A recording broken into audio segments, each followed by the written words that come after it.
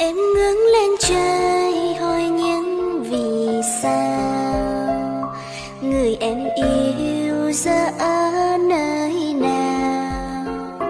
Người mang theo một trái tim chân tình, bỏ lại nơi đây với những kỷ niệm vẫn vương.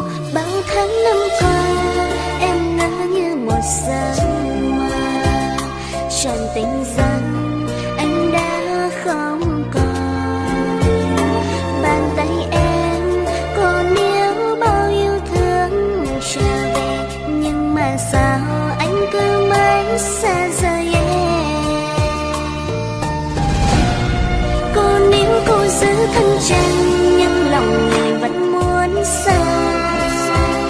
Người chỉ muốn đi tìm hạnh phúc mới, hạnh phúc đó chẳng sẽ mỉm cười với người không, hay toàn là nỗi đau như em lúc này. Giọt nước mắt rơi vì anh, nhưng người đâu có hiểu tình em. Ngày người đi tìm em đâu còn lý trí, em mãi gọi tên anh và rồi khóc trong màn đêm.